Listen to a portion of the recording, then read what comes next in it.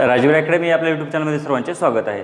चला मित्रांनो, तर आज आपण आपला पहिला चॅप्टर जो झालेला आहे समरूपता, या चॅप्टरवरती आधारित आपल्याला संकीर्ण प्रश्नसंग्रह पहिला हा या ठिकाणी पाहायचा आहे। तर आपण वरती टॉपिकचं हेडिंग टाकलेलं आहे संकीर्ण प्रश्नसंग्रह पहिला। तर या ठिकाणी आपण हा संकीर्ण प्रश्नसंग्रह सोडवणार आहोत। तर या ठिकाणी पहिला प्रश्न आपल्याला दिलेला आहे, हा आपल्याला अल्टरनेटिव्ह प्रश्न आहे, म्हणजेच पर्यायी प्रश्न आहे। तर या ठिकाणी आपल्याला 4 पर्यायामधून एक पर्याय निवडायचा आहे। तर तो प्रश्न जो आहे पहिला, तो हा मी तुमच्यासाठी ठेवलेला आहे, तो प्रश्न तुम्ही सोडवू शकताय। तर या ठिकाणी मी प्रश्न दुसरा पासून सुरुवात करणार आहे। तर या ठिकाणी मी प्रश्न दुसरा या ठिकाणी लिहिलेला आहे। तर चला आपण आपल्या प्रश्न दुसऱ्याला सुरुवात करण्याच्या अगोदर आपण आपल्या चॅनलला सबस्क्राइब केलेलं नसेल किंवा चॅनलवरती नवीन असाल तर आपल्याला चॅनलला सबस्क्राइब करून घ्यायचं आहे, व्हिडिओला लाईक करायचं आहे आणि व्हिडिओ हे तुम्हाला तुमच्या मित्रांपर्यंत सुद्धा पोहोचवायचे आहेत। तर ठीक आहे, चला या ठिकाणी आपण आता प्रश्न दुसऱ्याला सुरुवात करणार आहोत। आता या ठिकाणी प्रश्न दुसरा सुरुवात करण्याच्या अगोदर आपल्याला पहा की ही संकीर्ण प्रश्नसंग्रह जे आहे हे आपण आतापर्यंत जे पूर्ण समरूपता चॅप्टर पाहिला होता तर त्या पूर्ण चॅप्टरवरती आधारित असेल। म्हणजे त्या ठिकाणी आपण काही सरावसंच 1 पाहिली होती, 2 पाहिली, सरावसंच 3, 4 पाहिल्या अशा, ओके, म्हणजे 1.4 पर्यंत पाहिल्या। तर या ठिकाणी ह्या 4 सरावसंच ज्या होत्या त्या 4 सरावसंच वेगवेगळ्या पॉईंटवरती आधारित होत्या। म्हणजे काही प्रॉपर्टीजवरती होते, काही त्रिकोणाच्या गुणधर्मावरती आधारित होत्या, तर काही प्रमेयांवरती आधारित होते, काही किंवा त्यांच्या कसोट्या असतील तर त्यावरती आधारित होत्या। तर आपल्याला या ठिकाणी काय करायचं आहे की त्या सर्व जे आपण टॉपिक पाहिलेले आहेत त्या सर्व टॉपिकवरती आधारित आता ही संकीर्ण असणार आहे। म्हणजे आपल्याला या ठिकाणी कोणतेही उदाहरण कोणत्याही प्रकारामध्ये असेल, म्हणजे या ठिकाणी आपल्याला ते उदाहरणाकडे पाहिलं किंवा दिलेली माहिती वाचली की ते एक्झाम्पल कोणत्या उदाहरणावरती आधारित किंवा कोणत्या टॉपिकवरती आधारित आहे हे आपल्याला त्या ठिकाणी लक्ष द्यायला पाहिजे। तर पहा, आपलं क्वेश्चन नंबर 2मध्ये सुरुवात करू आपण। प्रश्न दुसरा काय दिला आहे, त्रिकोण ABC मध्ये हा त्रिकोण या ठिकाणी ABC हा त्रिकोण दिलेला आहे आणि या त्रिकोणामध्ये सांगितलेलं आहे BDC, म्हणजे हे BDC एक रेषीय आहे। ओके, या ठिकाणी BD बरोबर 7 दिलेला आहे, या ठिकाणी BD हे 7 आहे, BD हे 7 दिलेलं आहे आणि BC हे 20 दिलेले, म्हणजे BC म्हणजे हे पूर्ण अंतर हे किती आहे, 20 आहे। तर खालील गुणोत्तरे काढा म्हटले, तर या ठिकाणी मी काही गुणोत्तर लिहिलेले आहेत आणि हे 3 गुणोत्तरे आपल्याला या ठिकाणी काढायचे आहेत। आता गुणोत्तरामध्ये काय दिले पहा, 2 त्रिकोणांच्या क्षेत्रफळांचं गुणोत्तर आहे। म्हणजे आपल्याला हे कशावरती आधारित आहे, तर या ठिकाणी 2च आहेत असे टॉपिक की ज्या ठिकाणी आपल्याला हे आहे, एक तर आहे पहिली सरावसंच आणि एक तर आहे दुसरी 1.4 ही सरावसंच आहे। म्हणजे त्या ठिकाणी परंतु 1.4 मध्ये काय होते की 2 त्रिकोण कसे पाहिजे होते, आपल्याला त्या ठिकाणी समरूप त्रिकोण पाहिजे होते। तर या ठिकाणी आपल्याला हे समरूप त्रिकोण असण्याची, या ठिकाणी समरूप त्रिकोण आहेत हे तर दिलेलं नाही आता, म्हणजे आपल्याला त्या ठिकाणी त्याचा वापर करताना तर आपण काय करणार, आपला त्रिकोणाचा गुणधर्म दिलेला होता, ओके, 2 त्रिकोणाच्या क्षेत्रफळाचे गुणोत्तर हे कोणा एवढं असते, त्याचा संगत पाया आणि उंची यांच्या गुणाकाराच्या गुणोत्तर एवढं असतं। तर या ठिकाणी आपण हे पाहिलं होतं सरासरी 1.1 मध्ये। तर त्यावरती आधारित आपल्याला हे सरासरी या ठिकाणी पाहिजे आहे। तर त्यावरती आधारित आपल्याला हे उदाहरण या ठिकाणी सोडवायचं आहे। तर या ठिकाणी पहा काय आपल्याला आकृतीमध्ये काय दिल्यानंतर काय पाहता ते पहा, सुरुवातीला आपण त्रिकोण कोणते आहेत पाहू, ABD आणि ADC 3 त्रिकोण आहेत यामध्ये। एक तर ABC हा सर्वात मोठा त्रिकोण, नंतर ABD हा दुसरा त्रिकोण आणि ADC हा तिसरा त्रिकोण, असे 3 त्रिकोण आहेत। तर या ठिकाणी पहा आपल्याला ABD आणि ADC दिले। तर या ठिकाणी आपण सुरुवातीला पहा या तीनही त्रिकोणांमध्ये आपल्याला काय करता येईल, जर आपण या ठिकाणी उंची काढली याची लंब उंची, तर ही लंब उंची असणार आहे आणि ही उंची पहा, हे त्रिकोण ABC मध्ये सुद्धा ही उंची येणार आहे, त्रिकोण ABD मध्ये सुद्धा हीच उंची येणार आहे आणि त्रिकोण ADC ह्या सुद्धा त्रिकोणामध्ये उंची हीच असणार आहे। म्हणजे या ठिकाणी जे 3 त्रिकोण आहेत, कोणते त्रिकोण आहेत, त्रिकोण या ठिकाणी नाव लिहू आपण, त्रिकोण ABC, त्रिकोण ABD व त्रिकोण ADC मध्ये उंची ही कशी आहे, मध्ये उंची समान आहे। या ठिकाणी आपण सांगतोय की उंची कशी आहे, या तिघांमध्ये सुद्धा उंची समान आहे। नाही, उंची समान आहे म्हटलं तर आपण पाहिले होते गुणधर्म काय होता की आपल्याला त्या ठिकाणी काय दिल्या होत्या, एक गुणधर्म आणि त्याच्या 3 अटी होत्या। गुणधर्म काय होता, त्रिकोणाच्या क्षेत्रफळांचे गुणोत्तर हे त्याच्या संगत पाया आणि उंची यांच्या गुणाकाराच्या गुणोत्तर एवढं असते। तर या ठिकाणी आपण ते पाहिलं होतं, तर त्यावरती आधारित आपल्याला हे उदाहरण सोडवायचं आहे। म्हणजे या ठिकाणी उंची समान आहे, उंची जर समान असेल तर आपण काय घेतो, त्या गुणधर्मामध्ये 3 अटी होत्या, एक तर उंची समान आहे, पाया समान आहे आणि तिसरी अट होती उंची पण समान आहे आणि पायासुद्धा समान आहे। तर या ठिकाणी उंची समान आहे म्हटल्यानंतर हे जे 2 त्रिकोणाचे क्षेत्रफळ आहे हे कोणाच्या प्रमाणात असतं किंवा कोणाच्या गुणोत्तर घ्यावं लागतं, आपल्याला पायाचे गुणोत्तर घ्यावं लागते। म्हणजेच आपल्याला काय सांगितलं, उंची समान आहे म्हणून काय सांगूया आपण या ठिकाणी, म्हणून क्षेत्रफळे हे कोणाच्या प्रमाणात असतात, म्हणून क्षेत्रफळे पायाच्या प्रमाणात असतात। या ठिकाणी हे वाक्य महत्त्वाचं आहे, ओके, पायाच्या प्रमाणात असतात। आता या ठिकाणी पहा, हे उदाहरण आपण 3 गुणोत्तरं वेगवेगळी घेऊन त्या ठिकाणी आपण हे दाखवलं तरी चालेल किंवा मी हे सुरुवातीला अगोदरच लिहिलेलं आहे की ते, कारण 3ही त्रिकोणामध्ये उंची समान आहे हे सुरुवातीला सांगितले। म्हणजे आपल्याला नंतर ज्यावेळेस गुणोत्तराची किमती काढतो किंवा सूत्र लिहितो त्यावेळेस आपल्याला ते काढण्याची तेव्हा ते कारण लिहिण्याची गरज पडणार नाही, कारण आपण सुरुवातीलाच हे तिघांमध्ये सुद्धा कारण लिहून ठेवलेले आहेत। तर सुरुवातीला आता या ठिकाणी उंची समान आहे म्हणजे क्षेत्रफळ कोणाच्या प्रमाणात घ्यायचे आपल्याला पायाच्या प्रमाणात. म्हणजे या ठिकाणी पहिला त्रिकोण पाया पहा ABD या त्रिकोणाचा पाया 7 आहे. नंतर आहे ABC या त्रिकोणाचा पाया आपल्याला 20 दिला आहे. ADC मात्र ह्या त्रिकोणाचा आपल्याला पाया माहीत नाही म्हणजे DC ही किंमत माहीत नाही. तर आपल्याला DC किंमत काढायची. तर DC किंमत कशा प्रकारे काढता येईल. DC पहा ही DC कशा प्रकारे काढता येईल. ह्या पूर्ण अंतरामधून म्हणजे BC मधून जर आपण हे BD वजा केले ओके BC वजा BD म्हणजेच आपल्याला काय मिळेल BC वजा BD BC 20 आणि BD 7 म्हणजेच काय मिळाले या ठिकाणी DCची किंमत किती मिळाली 13. तर आता आपण या ठिकाणी किमती ठेवूया. मी या ठिकाणी हे 13 घेतो. तर सुरुवातीला पहा पहिले गुणोत्तर पहिल्या गुणोत्तरामध्ये काय दिले आपल्याला एरिया ऑफ त्रिकोण ABD छेद एरिया ऑफ त्रिकोण ADC. तर ह्या दोन त्रिकोणामध्ये काय घेता येईल पहा आपल्याला उंची समान आहे म्हणजे आपण क्षेत्रफळ कोणाच्या प्रमाणात घेणार पायाच्या म्हणजे आपण पायाचे गुणोत्तर घेणार. म्हणजे ABD ह्या त्रिकोणामध्ये पाया कोणता ABD मध्ये पाया BD छेद दुसरा त्रिकोण ADC मध्ये पाया DC आहे. यांच्या किमती ठेवूया म्हणजेच किंमत काय येईल BD किती आहे BD 7 आणि DC 13. तर आपल्याला अशा प्रकारे काय मिळालं गुणोत्तर 7/13. यानंतर आपल्याला दुसरे गुणोत्तर पाहिजे आहे. दुसऱ्या गुणोत्तरमध्ये पहा सुरुवातीला या ठिकाणी एरिया ऑफ त्रिकोण ABD छेद एरिया ऑफ त्रिकोण ABC. तर या ठिकाणी पहा आपल्याला पुन्हा या दोन त्रिकोणामध्ये आपण सुरुवातीला सांगितलेलं आहे उंची समान आहे म्हटल्यानंतर आपण क्षेत्रफळ पायाच्या प्रमाणात घेणार. मग या ठिकाणी ABD मध्ये पाया BD आहे आणि ABC यामध्ये पी आहे. तर या ठिकाणी गुणोत्तर घेऊ BD किती आहे BDची किंमत 7 आणि BC आपल्याला माहिती आहे 20. तर म्हणजे उत्तर काय आलं त्याचं गुणोत्तर काय आलं दोन त्रिकोणा क्षेत्रफळाचे गुणोत्तर हे कोणाकडे आले 7/20 हे आलेले आहे. नंतर शेवटचे उदाहरण पाहू. एरिया ऑफ त्रिकोण काय आहे ADC छेद एरिया ऑफ त्रिकोण ABC. तर पहिल्या त्रिकोणामध्ये ADC मध्ये DC हा पाया आहे आणि ABC मध्ये BC हा पाया आहे.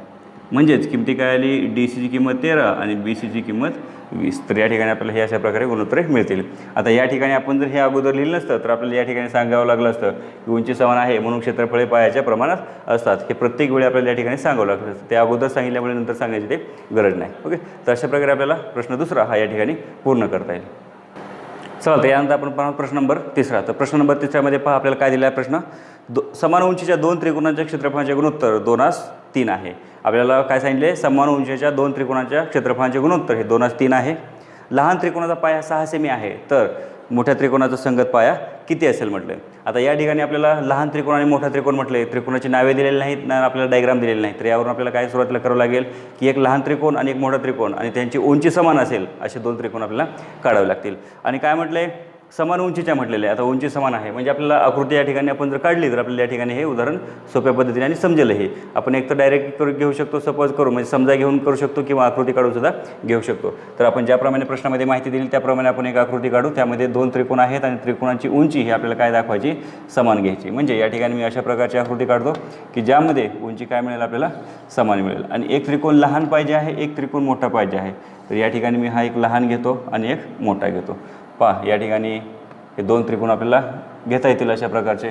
यामध्ये आपल्याला एक लहान एक मोठा मिळेल. या ठिकाणी ABC आणि या ठिकाणी D घेऊ आणि या ठिकाणी हा AD जो आहे तो लंब आहे BC वरती म्हणजे आपल्याला या ठिकाणी एक त्रिकोण मिळेल हा दुसरा त्रिकोण मिळेल. ओके म्हणजे हा त्रिकोण काय आहे हे दोन एक लहान आणि एक मोठा त्रिकोण आहे. म्हणजे या ठिकाणी आपल्याला काय सांगता येईल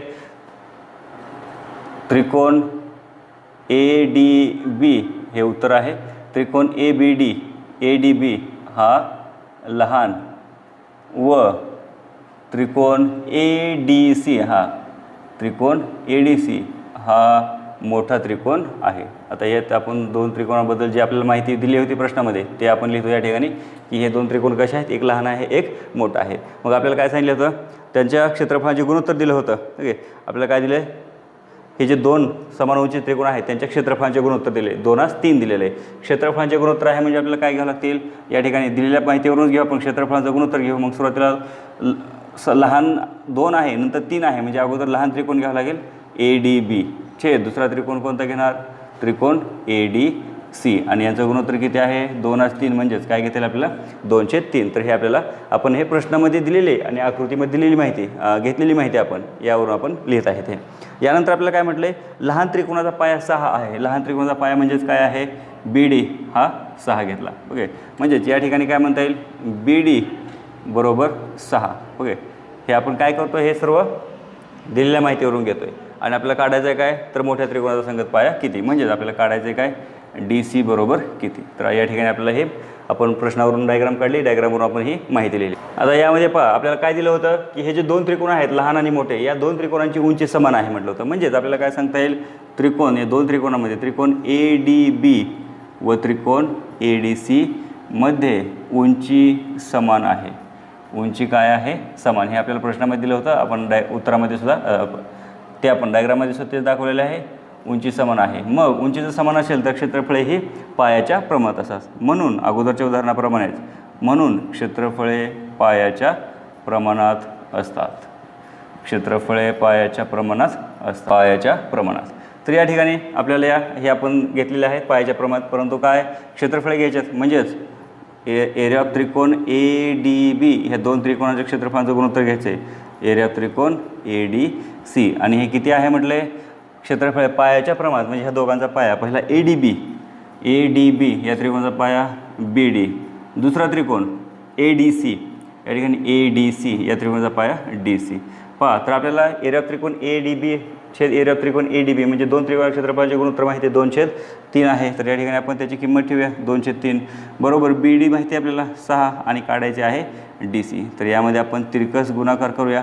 तिरकस गुणाकार केल्यानंतर काय येईल, पहा या ठिकाणी तिरकस गुणाकार करून सोडवता येईल. आता हे जे अशा प्रकारचे उदाहरण जे आहेत ते आपल्याला वेगवेगळ्या प्रकारे सोडवता येईल. या ठिकाणी बे 6 भागाकार होईल. ओके, अशा पद्धतीने आपल्याला करता येईल. त्यामुळे वेगवेगळ्या पद्धतीने करता येईल. मी या ठिकाणी आपल्याला अशा प्रकारचे जे बरोबरचे हे समीकरण असेल, हे समीकरण हे आपल्याला वेगवेगळ्या प्रकारे सोडवता येईल. म्हणजेच आपल्याला एकतर असा भागाकार करता येईल किंवा बे 6 असं सुद्धा भागाकार करता येईल. ओके, त्यामुळे हे लक्षात ठेवायचं, हे कोणत्याही पद्धतीने करता येईल. किंवा या ठिकाणी मी तिरकस गुणाकार करतो आहे. म्हणजेच काय येईल, DC गुणिले 2 बरोबर या ठिकाणी 6 गुणिले 3. तर या 2ला आपण इकडे घेऊन जाऊ. म्हणजे DC बरोबर काय मिळेल, 6 त्रिक 18. आपण डायरेक्टली लिहू 6 त्रिक 18 आणि हे तिकडे घेतल्यानंतर भागाकारमध्ये होईल 92 18. म्हणजे DCची किंमत काय मिळाली आपल्याला, 9 ही या ठिकाणी मिळालेली आहे. म्हणजेच DC म्हणजेच काय आपल्याला काढायचं होते. आपल्याला शेवटी हे प्रश्न आपल्याला अशा रूपामध्ये दिलेले नाही, आपल्याला वाक्य लिहावं लागेल. म्हणून काय सांगणार शेवटी, म्हणून मोठ्या त्रिकोणाचा संगत पाया, म्हणून मोठ्या त्रिकोणाचा संगत पाया हा काय आलेला आहे, संगत पाया 9 सेंटीमीटर आहे. आपल्याला या ठिकाणी सेंटीमीटरमध्ये दिलेला आहे तर पाया पहिल्या त्रिकोणाचा, म्हणून आपल्याला या ठिकाणी काय घ्यावं लागेल, सेंटीमीटर हे वाक्य घ्यावं लागेल. तर या ठिकाणी हे आपण अशा प्रकारे प्रश्न नंबर 3 हा या ठिकाणी पूर्ण केलेला आहे. चला तर यानंतर आपण पाहणार प्रश्न नंबर 4. प्रश्न नंबर 4 पहा काय दिलेला आहे आपल्याला. आकृतीमध्ये कोण ABC बरोबर कोण DCB, कोण ABC कोण DCB बरोबर हे किती आहेत, 90 अंशाचे आहेत. आणखी काय दिलेलं आहे, AB बरोबर 6 दिलेलं आहे, CD बरोबर किंवा DC बरोबर आपल्याला 8 दिलेलं आहे. आणि आपल्याला विचारलं काय, तर एरिया ऑफ त्रिकोण ABC छेद एरिया ऑफ त्रिकोण DCB बरोबर किती. म्हणजे या ठिकाणी आपल्याला ह्या दोन त्रिकोणाच्या क्षेत्रफळांचं काय घ्यायचे, गुणोत्तर घ्यायचे. तर या ठिकाणी पहा आपल्याला दोन त्रिकोण दिलेले आहेत. कोणते दोन त्रिकोण, त्रिकोण ABC आणि त्रिकोण DCB. तर आपण सुरुवातीला या दोन त्रिकोणांमध्ये म्हणूया. ओके, म्हणजे त्रिकोण कोणते दोन त्रिकोण आहेत, त्रिकोण ABC व त्रिकोण DCB मध्ये. ओके, यामध्ये आपल्याला काय पाहता येईल, पहा बरं या दोन त्रिकोणांमध्ये आपण ऑब्झर्वेशन करूया, पाहू काय मिळते आपल्याला. AB ही उंची मिळेल कारण उंची लंब असते. पहा ABC हा एक त्रिकोण आहे एवढा. ओके, आणि यामध्ये AB ही उंची आहे कारण उंची ही लंब असते पायाबरोबर. आणि BC काय होणार आहे, पाया होणार आहे. हे झालं पहिल्या त्रिकोणासाठी. आता दुसऱ्या त्रिकोणासाठी आपण पाहूया माहिती काय मिळते आपल्याला. तर दुसरा त्रिकोण DCB आहे. म्हणजे यामध्ये DCB मध्ये यामध्ये BC हा काय होणार आहे, पाया होणार आहे. आणि DC ही काय होईल, उंची होईल. म्हणजे या ठिकाणी उंची ही लंब आहे BC बरोबर. ओके, म्हणजे DC ही उंची आणि BC हा पाया होईल. तर या ठिकाणी पहा दोघांमध्ये आपल्याला हा BC सामायिक आहे. ओके, BC सामायिक आहे. म्हणजे या दोन त्रिकोणांमध्ये पाया BC हा काय आहे, समान आहे. मध्ये काय सांगतील आपल्याला, पाया BC समान आहे. आता या ठिकाणी आपल्याला पाया समान आलेला आहे. अगोदरच्या दोन उदाहरणांमध्ये आपल्याला काय होतं, उंची समान होती. मग उंची समान होती तर आपण क्षेत्रफळे दोन त्रिकोणाच्या क्षेत्रफळांचे गुणोत्तर हे कोणाच्या गुणोत्तराबरोबर घेतले किंवा कोणाच्या प्रमाणात घेतले, हे पायाच्या प्रमाणात घेतले. तर आता या ठिकाणी पाया समान आहे. म्हणजे आता गुणोत्तर क्षेत्रफळे हे कोणाच्या प्रमाणात घेणार, आता उंचीच्या प्रमाणात घेणार. म्हणजेच आपल्याला काय सांगता येईल या ठिकाणी, म्हणून क्षेत्रफळे उंचीच्या प्रमाणात, म्हणून क्षेत्रफळे उंचीच्या प्रमाणात असतात. ओके, तर या ठिकाणी आपल्याला हे अशा प्रकारे घेता येईल. तर या ठिकाणी पहा आता दोन त्रिकोणाचे क्षेत्रफळ घ्यायचे मग, आणि क्षेत्रफळांचे गुणोत्तर म्हणजेच एरिया ऑफ त्रिकोण ABC छेद एरिया ऑफ त्रिकोण दुसरा कोणता आहे DCB बरोबर काय घेणार पहा उंचीच्या प्रमाणात मग उंची कोणती पहिल्या त्रिकोणाची AB छेद दुसऱ्या त्रिकोणाची उंची DC किंवा CD म्हणता येईल. मग यांच्या किमती ठेवा. AB किंमत किती आहे 6 आणि DC किती आहे 8 बेत्रिक 6 बेचोक 8 म्हणजेच आपल्याला काय मिळालं या ठिकाणी एरिया ऑफ त्रिकोण ABC छेद एरिया ऑफ त्रिकोण दुसरा त्रिकोण कोणता DCB बरोबर या ठिकाणी किती मिळालं आहे आपल्याला 3/4. ओके तर अशा प्रकारे आपल्याला एरिया ऑफ त्रिकोण या दोन त्रिकोणाच्या क्षेत्रफळाचे गुणोत्तर हे या ठिकाणी मिळालेलं आहे. तर हे अशा प्रकारे सिंपल उदाहरण आहेत. आपल्याला अशा प्रकारची उदाहरणं परीक्षेमध्ये 1 मार्काला किंवा 2 मार्काला हे विचारले जाऊ शकतात. चला तर यानंतर पाहतो आपण प्रश्न नंबर 5. तर या ठिकाणी पहा प्रश्न नंबर आपला 5 काय दिलेला आहे आपल्याला आकृतीमध्ये PM बरोबर 10 सेंटीमीटर आपल्याला हे PM म्हणजे उंची दिलेली आहे 10 सेंटीमीटर. एरिया ऑफ त्रिकोण PQS बरोबर 100 चौरस सेंटीमीटर आपल्याला PQS या त्रिकोणाचे क्षेत्रफळ दिले आहे PQS म्हणजे हा वरती असलेला त्रिकोण याचे क्षेत्रफळ दिले आपल्याला 100 चौरस सेंटीमीटर. नंतर एरिया ऑफ त्रिकोण QRS म्हणजे हा खाली असलेला त्रिकोण खालच्या बाजूने तर या ठिकाणी त्याचं क्षेत्रफळ किती दिलं आपल्याला 110 चौरस सेंटीमीटर. आणि काय म्हटलं तर NR काढा. NR म्हणजे काय या ठिकाणी PM दिलेलं आहे आणि NR काढायची. आता जर पहिला त्रिकोण पाहिला आपण PQS म्हणजे वरती असलेला तर या ठिकाणी हा QS काय होईल पाया होईल आणि ही काय होईल PM ही काय होईल उंची होईल. ओके नंतर आपण दुसरा त्रिकोण घेऊ QRS. दुसऱ्या त्रिकोणामध्ये पहा या ठिकाणी पाया कोणता होणार कारण पाया घेताना आपल्याला उंची कशी असते पायावरती लंब असते मग उंची कोणती होईल NR ही उंची होईल आणि ही कोणावरती लंब आहे QS वरती आहे म्हणजे QS हा काय होईल पाया होईल. परंतु आपण जर व्यवस्थित पाहिलं तर या दोन त्रिकोणांमध्ये आपल्याला QS हे दोन नावं आहेत म्हणजे या ठिकाणी QS हा पाया दोन्ही त्रिकोणांमध्ये कसा आहे समान आहे. मग पाया जर समान असेल तर आपण गुणोत्तरे क्षेत्रफळे कोणाच्या प्रमाणात घेतो पाया समान असेल तर क्षेत्रफळे उंचीच्या प्रमाणात घेतो. तर या ठिकाणी आपल्याला काय सांगावं लागेल अगोदर त्या दोन त्रिकोणाची नावे घेऊया. आपल्याला कोणते दोन त्रिकोणाची नावे आहेत ते कोणते दोन त्रिकोण आहेत ते त्रिकोण PQS व त्रिकोण QRS मध्ये या दोन त्रिकोणांमध्ये घेऊ. या दोन त्रिकोणांमध्ये काय पाया QS हा काय आहे समान आहे. पाया QS काय घेता येईल या ठिकाणी समान आहे कारण या ठिकाणी दोन्ही त्रिकोणामध्ये हे पाया हे आहे तर समान आहे म्हणून आपण काय सांगणार म्हणून क्षेत्रफळे उंचीच्या प्रमाणात म्हणून क्षेत्रफळे उंचीच्या प्रमाणात घ्यायचे. तर या ठिकाणी आपण उंचीच्या प्रमाणात घेताना दोन त्रिकोणाचे क्षेत्रफळे घ्यायचे आहेत म्हणजेच काय घेणार एरिया ऑफ त्रिकोण PQS छेद दुसरा त्रिकोण एरिया ऑफ त्रिकोण QRS बरोबर उंचीच्या प्रमाणात घ्यायचं म्हणजे उंची पहिल्या त्रिकोणाची उंची काय आहे PM छेद दुसऱ्या त्रिकोणाची उंची NR. ओके तर या ठिकाणी किमती ठेवूया. एरिया ऑफ त्रिकोण PQS माहिती आहे आपल्याला 100 आहे नंतर QRS पण माहिती आहे 110 आहे बरोबर PM पण माहिती आहे 10 आहे आणि या ठिकाणी NR हे आपल्याला काढायचं आहे. तर हा 0 0 कट होईल या ठिकाणी 10 1 10 10 1 10 असे सुद्धा आपल्याला सोडवता येतं. या ठिकाणी आपल्याला ज्याप्रमाणे असा भागाकार करतो आपण त्याच प्रकारे आपण असं सुद्धा भागाकार करता येतो आपल्याला. म्हणजेच आपल्याला या ठिकाणी काय करता येईल 10 1 10 10 1 10 तर राहिले 1/11 बरोबर 1/NR. म्हणजे जर आपण तिरकस गुणाकार केला होता तर काय मिळेल आपल्याला पहा या ठिकाणी हे जे उदाहरण आहे हे तुम्ही तिरकस गुणाकार करून न भागाकार करता तिरकस गुणाकार केलं तरी चालेल किंवा मी सोडवलं त्या प्रकारे केलं तरी चालेल. हे तुम्ही तुमच्या मनाने सुद्धा सोडवू शकता. NR गुणिले या ठिकाणी 1 राहिलेला आहे म्हणजेच काय झाले NR गुणिले 1 NR आणि 1 गुणिले 11 म्हणजेच काय राहिले 11 म्हणजे NRची किंमत किती आलेली आहे या ठिकाणी 11. म्हणजे जर PM 10 असेल तर NR किती आहे 11 आहे. या ठिकाणी आपण NRची किंमत ही काढलेली आहे. तर यानंतर आपण प्रश्न नंबर 6 पाहणार आहोत. पहा प्रश्न नंबर 6 काय दिले आपल्याला त्रिकोण MNT समरूप त्रिकोण QRS. आता या ठिकाणी हे दोन त्रिकोण समरूप आहेत हे आपल्याला या ठिकाणी सांगितलेलं आहे. बिंदू T पासून काढलेल्या शिरोबिलंबाची लांबी 5 असून बिंदू S पासून काढलेल्या शिरोलंबाची लांबी 9 आहे. आता या ठिकाणी आपल्याला शिरोलंब म्हटलं आहे म्हणजे शिरोलंब म्हणजेच उंची असते म्हणजे दोन त्रिकोणामध्ये दोन शिरोलंब आहेत आणि त्यांची उंची आपल्याला एकाची 5 दिलेली आहे आणि एकाची 9 दिलेली आहे आणि विचारले आपल्याला असं दोन त्रिकोणाच्या क्षेत्रफळाचे गुणोत्तर काढा. ओके तर आपल्याला त्या दोन त्रिकोण जे आहेत समरूप त्रिकोण त्यांचे काय करायचे गुणोत्तर काढायचे. या ठिकाणी मी लिहिले हे दोन त्रिकोण समरूप आहेत आणि ह्या दोन त्रिकोणांच्या क्षेत्रफळांचं गुणोत्तर आपल्याला या ठिकाणी काढायचं आहे. आता या ठिकाणी एका त्रिकोणाची उंची 5 आहे एका त्रिकोणाची उंची 9 आहे म्हणजे आपल्याला या ठिकाणी दोघांची उंची वेगवेगळी आहे म्हणजे ते दोन समरूप आहेत परंतु हे एक लहान असेल एक मोठा असेल. तर सुरुवातीला आपल्याला या ठिकाणी आकृती काढल्याशिवाय आपल्याला हे लक्षात येणार नाही.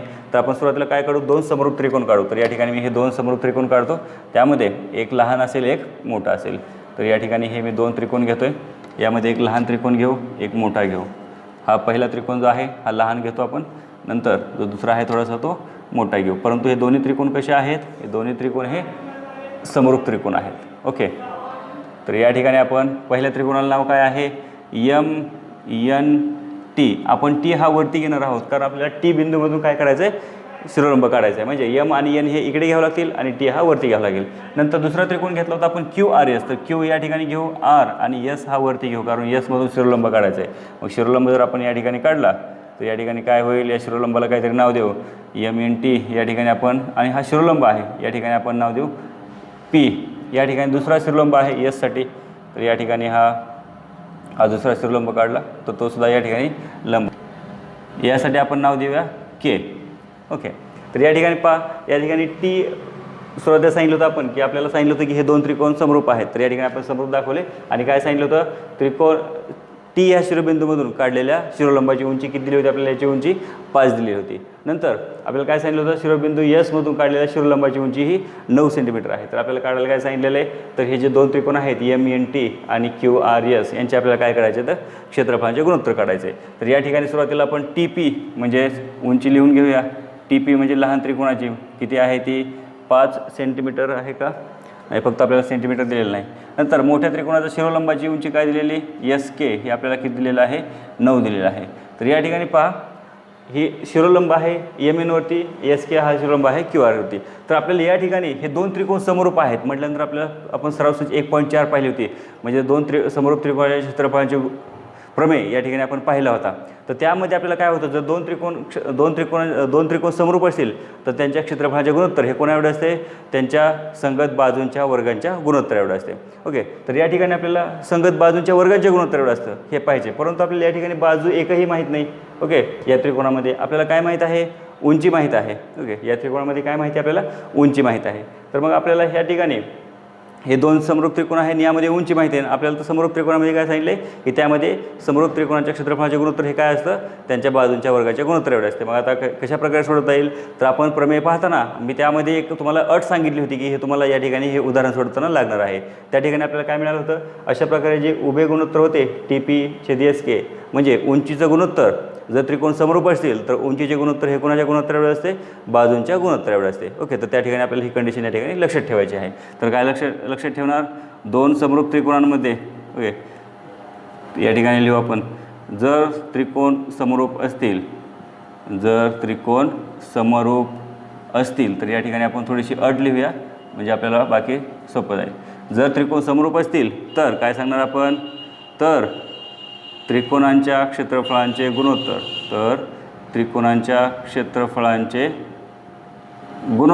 हे कोणा एवढे असते, त्रिकोणांच्या क्षेत्रफळाचे गुणोत्तर बरोबर काय घेणार, बरोबर संगत बाजूंच्या वर्गाचे गुणोत्तर. संगत बाजूच्या वर्गाचे गुणोत्तर घ्यायचे आपल्याला, परंतु आपला या ठिकाणी आता बाजू दिलेली नाहीत म्हणून आपण कशाचं गुणोत्तर घेणार, परंतु हे आणखी कोणा एवढं असतं, त्रिकोण क्षेत्रफळाचे गुणोत्तर हे संगत बाजूंच्या वर्गांच्या गुणोत्तर एवढं असतं, परंतु आणखी कोणा एवढं असतं, संगत उंचीच्या. ओके. जर बाजूच्या असेल तर ते कोणाबरोबर असणार आहे, उंचीच्या वर्गाच्या गुणोत्तर एवढे सुद्धा असतं, वर्गाचे गुणोत्तर. ओके. ज्याप्रमाणे बाजूंचे गुणोत्तर असतं त्याचप्रमाणे उंचीच्या गुणोत्तर एवढे सुद्धा असतात. कोण असतात, दोन त्रिकोणाच्या क्षेत्रफळांचे गुणोत्तर, परंतु केव्हा, जर त्रिकोण समरूप असतील तर. म्हणजेच आपण दोन त्रिकोण क्षेत्रफळांचे गुणोत्तर काय घेणार, म्हणून आपण काय घेणार, एरिया ऑफ त्रिकोण एम एन टी छेद एरिया ऑफ त्रिकोण काय घेणार, दुसरा त्रिकोण क्यू आर एस बरोबर. आता आपल्याला बाजू तर माहीत नाहीत म्हणजे संगत बाजूंच्या वर्गांचे गुणोत्तर घेता येणार नाही. आपल्याला माहिती आहे उंची म्हणजे शिरोलंबाची उंची माहिती आहे, म्हणजे शिरोलंब कोणते आहे त्या ठिकाणी टी पी, परंतु त्याचा वर्ग करायचा आहे, आणि दुसरा एस के वर्ग. तर या ठिकाणी किमती ठेवूया. पहा काय मिळेल, या ठिकाणी टी पी वर्ग, टी पीची किंमत किती आहे 5 वर्ग, एस केची किंमत 9 वर्ग म्हणजेच 25/81. म्हणजेच लास्ट आन्सर काय मिळालं आपल्याला. म्हणून शेवटी काय सांगता येईल, म्हणून या दोन त्रिकोणांच्या क्षेत्रफळांचे गुणोत्तर हे काय मिळाले आहे आपल्याला, छेद एरिया ऑफ त्रिकोण क्यू आर एस बरोबर काय मिळेल आपल्याला 25/8 25/81. ओके. तर अशा प्रकारे हे आपल्याला 2 त्रिकोणाचे क्षेत्रफळाचे गुणोत्तर हे या ठिकाणी आपल्याला मिळालेलं आहे. पहा या ठिकाणी आपण प्रमेय साध्य करताना ज्यावेळेस आपण अशा प्रकारचा एक त्रिकोण घेतला होता डाव्या बाजूचा, ओके, तर त्यावेळेस मी सांगितलेलं आहे, तर तुम्ही प्रमेय जर काढून पाहिलं तर त्या ठिकाणी तुम्हाला लक्षात येईल हे कंडिशन, ओके. तर अशा प्रकारे आपला प्रश्न 6 या ठिकाणी सोडून झालेला आहे. या ठिकाणी तुम्हाला फक्त एवढी कंडिशन एक लक्षात ठेवायची आहे, बाकी सिंपल आहे. आपण समरूप त्रिकोण असेल तर 2 त्रिकोण क्षेत्रफळ गुणोत्तर हे कुणा बरोबर घेतो, संगत बाजूंच्या वर्गांच्या गुणोत्तर, परंतु आपल्याला या ठिकाणी संगत बाजू माहीत नाहीत, म्हणून आपल्याला कशाबरोबर घ्यावं लागणार आहे, ते संगत उंचीच्या वर्गाच्या गुणोत्तर एवढे, कारण हे 2 समानच असतात. बाजूंचे गुणोत्तर हे कोणा एवढे असते, संगत उंचीच्या गुणोत्तर एवढे असते. तर यानंतर आपण पाहणार आहोत उदाहरण नंबर 7. पहा या ठिकाणी आपल्याला काय दिलेलं आहे प्रश्नामध्ये, पहा दिलेलं प्रश्न आकृतीमध्ये ADC व BEC, ADC म्हणजे हे एक रेषीय आहेत आणि BEC हे सुद्धा एक रेषीय आहेत. रेख DE समांतर बाजू AB, ही DE आणि ही AB हे 2 कसे आहेत, समांतर आहेत. AD 5 दिलेला आहे आपल्याला, AD 5 दिलेला आहे, DC 3 दिलेला आहे आणि BC म्हणजे कंप्लीट B पासून C हे कंप्लीट BC किती दिलेलं आहे, 6.4 दिलेलं आहे. आणि आपल्याला आकृतीमध्ये BE हे x दिलेलं आहे आणि EC हे 6.4 वजा x हे अंतर या ठिकाणी आपल्याला दिलेलं आहे. आणि आपल्याला म्हटलेलं आहे काय, तर BE काढा. BE म्हणजे या ठिकाणी आपल्याला ही x ची किंमत काढायची आहे, BE म्हणजे x ची किंमत काढायची.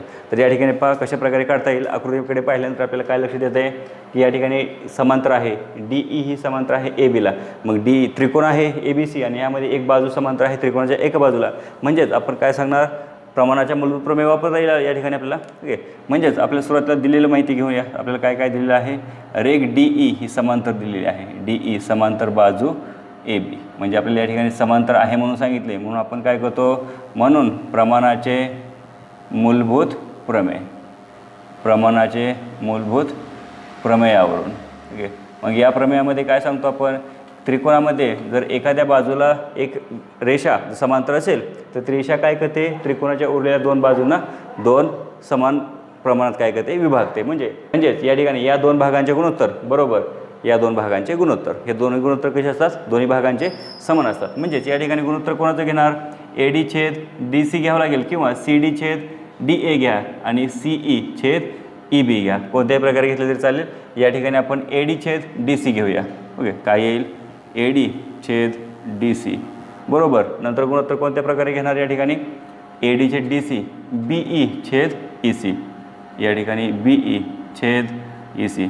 या ठिकाणी यांच्या किमती ठेवता येतील. या ठिकाणी ADची किंमत 5, DC या ठिकाणी DCची किंमत 3 आहे बरोबर. BE या ठिकाणी x आणि EC हे 6.4 वजा x. तर या ठिकाणी आपण हे कशा प्रकारे सोडवणार, या ठिकाणी आपल्याला तिरकस गुणाकार करता येईल, तिरकस गुणाकार म्हणता येईल.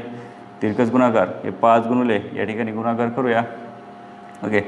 या ठिकाणी 5 गुणुले काय होईल, हे 6.4 वजा x बरोबर. या ठिकाणी 3 गुणुले x म्हणजे 3 गुणुले x 3x होईल. तर 5 ने गुणू आपण याला, या ठिकाणी काय येईल, 5 चोक 20 + 2 5 सकी 30 आणि 2 32. 0.1 घरी येईल वजा 5 ने x ला गुणा, म्हणजेच काय येईल, या ठिकाणी 5 ने x ला गुणल्यानंतर काय येईल, 5x बरोबर 3x. या ठिकाणी 32 राहिले, हे इकडे घेऊन चला, म्हणजेच काय येईल, हे अधिक वजा 5x आहेत, इकडे घेतल्यानंतर अधिक 5x होतील, म्हणजेच 3 अधिक 5 काय होतील, 8x बरोबर 32. म्हणजेच x बरोबर 32, 8ला इकडे घ्या, 8 चोक 32, म्हणजेच xची किंमत किती मिळालेली आपल्याला, या ठिकाणी 4 मिळाले आहे. आणि आपल्याला हेच विचारलं आहे, xची किंमत काढा म्हटलेलं आहे. तर अशा प्रकारे आपल्याला आकृतीकडे पाहिलं की या ठिकाणी लक्षात यायला पाहिजे की हे यामध्ये आपल्याला कोणता टॉपिक किंवा कोणती जी या ठिकाणी कंडिशन आहे ती या ठिकाणी वापरता येईल. चला मित्रांनो, तर यानंतर आपण पाहणार प्रश्न नंबर 8. तर या ठिकाणी पहा प्रश्न 8 आणि प्रश्न 8 हा आता महत्त्वाचं उदाहरण आहे. आज यामध्ये आपल्याला हे उदाहरण 3 मार्कासाठी किंवा 4 मार्कासाठी परीक्षेला विचारलं जाऊ शकतं. पहा यामध्ये काय दिलेलं आहे, आकृतीमध्ये रेख PA, या ठिकाणी रेख PA, रेख QB, रेख RC, रेख ST ह्या 4ही रेषा ह्या ADला कशा आहेत, या लंब आहेत, ओके. आणखी आपल्याला काय दिलेलं आहे, AB हे 60 दिलेलं आहे, BC 70 दिलेलं आहे आणि CD हे अंतर 80 दिलेलं आहे. तर त्याप्रमाणे आपण हे माप लिहून घेऊया. या ठिकाणी हे 60 दिलेलं आहे AB, BC हे 70 आहे आणि DC हे 80 दिलेलं आहे. आणि आणखी आपल्याला दुसरं एक माप दिलेलं आहे. यामध्ये काय सांगितलेलं आहे, PS हे माप दिलेलं आहे आणि PS हे माप किती दिलेलं आहे, 280. या ठिकाणी हे PS आपल्याला दिलेलं आहे. P पासून S पर्यंत हे अंतर, पूर्ण अंतर हे या ठिकाणी किती आहे, 280 आहे. ओके, तर आपल्याला काय विचारलं आहे, तर आपल्याला म्हटलं आहे तर पी क्यू, क्यू आर आणि आर एस काढा. पी क्यू आर या ठिकाणी क्यू आर आणि आर एस हे आपल्याला 3 अंतर काढायचे, म्हणजे हे अंतरछेद आहेत, हे अंतरछेदाचे आपल्याला माप काढायचे आहेत. तर या ठिकाणी पहा, या ठिकाणी जर आपण पाहिलं तर आपल्याला सांगितलेलं आहे P A, Q B, R C आणि एस टी ह्या चारही कशा आहेत, या एडी ह्या उभ्या रेषेला कशा आहेत, लंब आहेत. मग लंब आहेत म्हणजेच आपल्याला काय सांगता येईल, या ठिकाणी मी सुरुवातीला वाक्य घेत होते, दिलेले म्हणता येईल आपल्याला. दिलेले काय आहे, दिलेमध्ये सांगितलेलं आहे रेख पी ए, रेख नंतर दुसरा क्यू बी, रेख नंतर कोणता आहे, रेख आर सी आणि नंतर रेख एस डी, हे रेख एडीला कशा आहेत, हे रेख एडीला लंब आहेत. आता लंब आहेत म्हटल्यानंतर त्या ठिकाणी प्रत्येक ठिकाणी 90 अंशाचा कोन दिलेला आहे आपल्याला. 90 अंशाचा कोन होत आहे म्हणजे या ठिकाणी 90 आहे, म्हणजे या ठिकाणी सुद्धा 90 असणार आहेत. सो असे प्रत्येक लाईन बरोबर होणार आहे, ह्या रेख बरोबर होणार आहे, म्हणजे या ठिकाणी ह्या सर्व रेषा कशा होणार आहेत, समांतर होणार आहेत. म्हणजेच आपल्याला काय सांगता येईल, या ठिकाणी ह्या सर्व ज्या रेख आहेत म्हणजे पी ए हे समांतर होणार आहे क्यू बी बरोबर, क्यू बी हे समांतर होणार आहे आर सी बरोबर आणि आर सी समांतर होणार आहे एस डी बरोबर. म्हणजे या ठिकाणी आपल्याला काहीही सांगता येईल, ह्या चारसुद्धा रेख ज्या आहेत, ह्या चारही रेख ह्या एडी बरोबर कशा असणार आहेत, सॉरी या चारही रेख कशा असणार आहेत, त्या ठिकाणी समांतर असणार आहेत. लंब आहेत म्हणजे या ठिकाणी चारही कशा असणार आहेत, समांतर असणार आहेत. तर या ठिकाणी आपल्याला ह्या 4 रेषा समांतर आहेत, परंतु हे कशा प्रकारे सोडता येईल, तर आपल्याला या ठिकाणी 4 रेषा समांतर येतं. तर आपल्याला या ठिकाणी 4 रेषांचं आपल्याला काहीच माहीत नाही, आपल्याला 3 रेषांबद्दलचा प्रमेय माहीत आहे. 3 समांतर रेषा आणि त्यांची छेदिका याबद्दलचा आपण प्रमेय पाहिला होता आणि त्यात आपण सराव 1.3 ही सुद्धा त्यामध्ये आणि त्यावर आधारित सराव 1.2 ही आपण त्या ठिकाणी सोडवली होती. तर या ठिकाणी पहा आपल्याला काय सांगितलेलं आहे की या ठिकाणी सुरुवातीला हे पूर्ण अंतर दिलेलं आहे, आपल्याला पी क्यू माहीत नाही, क्यू आर माहीत नाही किंवा आर एस माहीत नाही. तर आपण काय करूया, एकतर हे मधले अंतर तर आपल्याला काही दुसरं घेता येणार नाही, एकतर हे पी क्यू अंतर किंवा हे आर एस अंतर यामध्ये आपण दोघांपैकी एकाला काय करूया, एक्स मानूया, एक्स हे गृहीत धरूया. एकतर पी क्यूला घेऊ किंवा आर एसला घेऊ, कोणतेही घेतलं ते चालेल दोघांमध्ये. तर मी या ठिकाणी ह्या पी क्यूला आपण काय करू, एक्स घेऊ. म्हणजेच आपण काय म्हणू, समजा पी क्यू बरोबर काय घेता येईल आपल्याला, पी क्यू बरोबर एक्स घेतलं. नंतर आपल्याला हे पूर्ण अंतर माहिती आहे. आता पी क्यू जर एक्स असेल तर हे राहिलेलं अंतर किती असेल, क्यूपासून एसपर्यंत अंतर पूर्ण अंतर आहे 280 आणि मग क्यूपासून एस अंतर हे किती असेल, पहा हे पूर्ण अंतर पी एस म्हणजे कोणाकोणाची बेरीज होईल, आपण पी क्यू अधिक क्यू एस करू, पी क्यू अधिक क्यू एस. थोड्या वेळ हे आर सी आपण नाही असे समजूया, कारण आपल्याला काय करायचं आहे, आपल्याला 3 समांतर रेषा घ्यायच्या आहेत, आपल्याला 4 समांतर रेषा घेताना तर आपण थोडं आर सी नाही असं गृहीत धरू. म्हणजे पी क्यू आणि क्यू एस हे आपण अंतर घेऊ.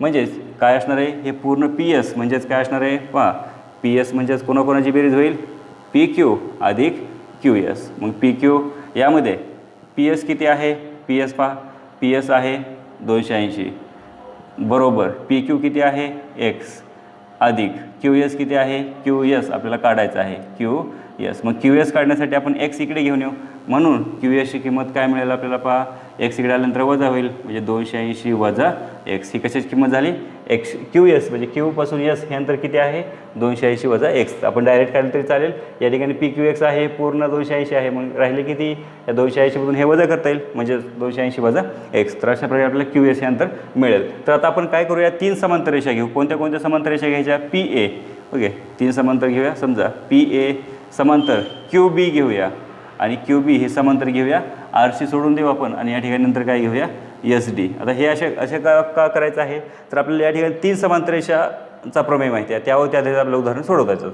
या ठिकाणी 3 समांतर रेषा कोणत्या घेतल्या आपण, या ठिकाणी मी एक कच्ची आकृती काढतो म्हणजे लक्षात येईल सुरुवातीला. तर या ठिकाणी पहा ही एक सरळ उभी रेषा आहे या ठिकाणी आणि हे या ठिकाणी.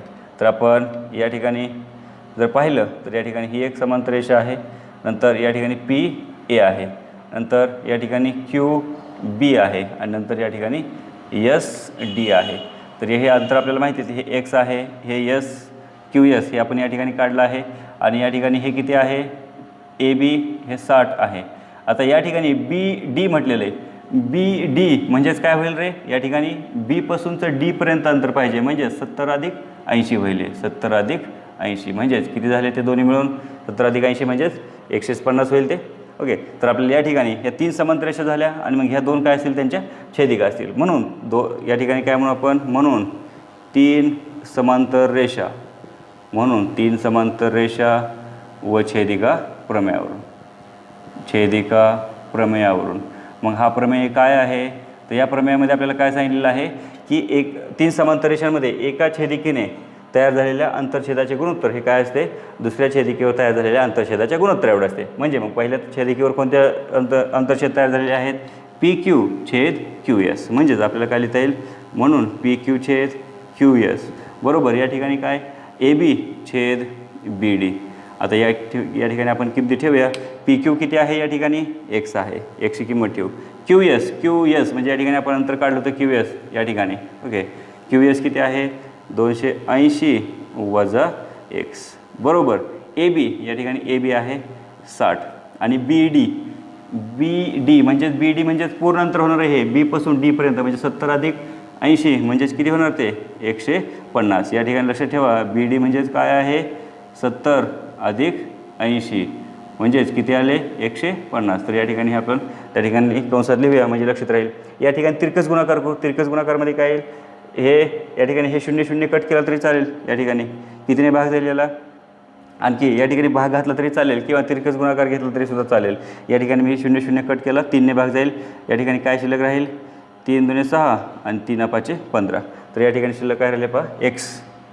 या ठिकाणी लिहितो x छेद 280 वजा x बरोबर. या ठिकाणी काय शिल्लक राहील 2/5. 2/5 तिरकस गुणाकार करूया आपण. तिरकस गुणाकार केल्यानंतर काय मिळेल पहा, x गुणिले 5 म्हणजेच 5x बरोबर. 2ने इकडे गुणाकार करू, पण आता हे दोघे जण आहेत 180 वजा x, तर आपण हे कंसामध्ये लिहू. 2ने गुणाकार करा 5x बरोबर. 80ने गुणल्यानंतर काय, दुसरं 2ने गुणल्यानंतर 2 0 0 2 8 16 हातचा 1 2 2 4 आणि 1 5 वजा 2 इथे 2ने x ला गुणा 2x. या ठिकाणी 5x आहे, या 2x ला इकडे घेऊन या, इकडे वजा आहे, इकडे आल्यानंतर काय होईल, डाव्या बाजूला आल्यानंतर अधिक होईल. अधिक 2x बरोबर काय राहिले 5 से 60. तर या ठिकाणी बेरीज करा 5x अधिक 2x म्हणजेच काय 7x बरोबर 5 से 60.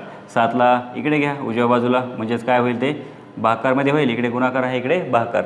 7ने भागाकार करा 7 1 7 7 8 56 7 0 0 म्हणजेच x ची किंमत किती मिळालेली आहे 80. आणि x म्हणजेच काय घेतलं होतं आपण, x म्हणजेच PQ होतं, म्हणजेच PQ बरोबर काय मिळालं आपल्याला 80. तर आपल्याला अशा प्रकारे आपल्याला पहिली किंमत या ठिकाणी मिळालेली आहे. म्हणजे या ठिकाणी आपण 100 ऐवजी आता काय घेऊ शकतो, या ठिकाणी 80 घेऊ शकतो. यानंतर आपल्याला PQ माहीत झालं. आता काय काढायचं QR. आता आपण दुसऱ्या 3 समांतर रेषा घेऊया. आता कोणत्या 3 समांतर रेषा घेता येतील पहा. या ठिकाणी आपण सुरुवातीला PA QB HD घेतले होते. आता आपण काय करू, PQ माहिती आहे, AB माहिती आहे, या ठिकाणी BC माहिती आहे आणि काढायचं आहे QR. म्हणजे आपण या सुरुवातीच्या 3 समांतर रेषा घेऊ, म्हणजे आपल्याला काय काढता येईल QR काढता येईल. म्हणजे आपण काय करूया, सुरुवातीला कोणत्या 2 समांतर घेता येतील, PA समांतर QB समांतर RC ह्या 3 समांतर घेऊया. म्हणून 3 समांतर रेषा व छेदिका प्रमेयावरून. तो प्रमेय काय आहे की 3 समांतर रेषांमध्ये अंतरछेदाचे गुणोत्तर हे एका छेदिकेवर तयार झालेल्या अंतरछेदाचे गुणोत्तर हे दुसऱ्या छेदिकेवर तयार झालेल्या अंतरछेदाच्या गुणोत्तर एवढं असते. म्हणजेच आपण ह्या 3 समांतर घेतले आहेत, म्हणजे PQ छेद QR बरोबर AB छेद BC या किमती आपल्याला घेता येतील. म्हणजेच या ठिकाणी काय घेणार, PQ छेद QR बरोबर AB छेद BC. तर या ठिकाणी आपण किमती समीकरणामध्ये ठेवूया. PQ किती आहे, या ठिकाणी PQ ची किंमत ठेवू, PQ 80 छेद नंतर काय आहे QR आहे, आणि QR हे आपल्याला काढायचे आहे, त्याच प्रकारे ठेवूया बरोबर. AB या ठिकाणी आपण AB घेतला होता, AB छेद BC, AB 60 आणि BC 70 म्हणजे 60 छेद 70. हा 0 0 कट करून टाकूया, म्हणजेच काय शिल्लक राहिले या ठिकाणी तिरकस गुणाकार करू आपण.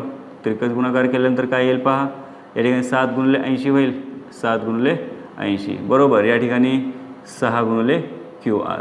6ला इकडे घेऊन या, हा गुणाकार करू आपण. 7 0 0 7 8 56 आणि 6 इकडे आल्यानंतर काय होतील भागाकारमध्ये होतील, म्हणजेच QR आले. यानंतर भागाकार करू. बघा कितीने भाग जाईल दोघांना, पण अगोदर QR घेऊया. 3ने भाग जातो का पाहू आपण. या ठिकाणी 3ने भाग नाही जाणार, 2ने जाईल. 2 3 6 2 2 4 1 उरले, 2 8 16 आणि 2 0 0 म्हणजेच किती आले 280 छेद खाली काय राहिले 3. आता हा जो भागाकार आहे हा तुम्ही तुमच्या पद्धतीने जशा प्रकारे करायचा त्या प्रकारे करता येईल. कॅल्क्युलेशनला आपल्याला काही स्टेप्स फॉलो करण्याची गरज नाही, ते तुम्ही करू शकता. फक्त आपल्याला कन्सेप्ट समजून घ्यायची की कशा प्रकारे आपल्याला एक्झाम्पल सॉल्व करता येईल. आता या ठिकाणी आपण सुरुवातीला PQ बद्दल एक्स घेतलं, आपण या ठिकाणी SR बद्दल सुद्धा घेऊ शकत होतो. फक्त आपल्याला QR बद्दल घेता येणार नाही, कारण पुन्हा नंतर मग SR आपल्याला माहीत नाही, QP पण माहीत नाही, हे दोन नंतर माहीत होणार नाही. जर आपण PQX घेतला की आपल्याला हे पूर्ण नंतर 280 मधून वजा करून x येईल. नंतर या ठिकाणी जर SR घेतलं तर आपल्याला हे PQ हे नंतर माहीत होईल. ओके, फक्त आपल्याला RQ बद्दल घेता येणार नाही तेवढं. ओके, या प्रकारे करता येईल. तर या ठिकाणी आपल्याला QR मिळालेलं आहे. या ठिकाणी QR म्हणजे आपल्याला PQ माहीत झालं, QR माहीत झालं. आता माहीत करून घ्यायचं आहे RS. तर आपण काय करूया, ह्या तिघांची पण बेरीज करूया किंवा 3 समांतर रेषा घेतल्या तरी चालतील. QB समांतर RC समांतर HD अशा पद्धतीने केलं तरी चालेल, किंवा आपण ह्या सगळ्यांची बेरीज केली तरी चालेल. सगळ्यांची म्हणजे PS बरोबर कोणाकोणाची बेरीज आहे, PQ, QR आणि RS. त्यामध्ये आपल्याला PQ माहिती आहे, QR माहिती आहे, SR काढायचं आहे आणि हे PS सुद्धा माहिती आहे. म्हणजेच आपण काय करू, आता नाव म्हणूया, म्हणजेच आपण म्हणूया आता काय करणार आहोत आपण, PS बरोबर PQ अधिक QR अधिक RS सर्वांच्या बेरीज करू.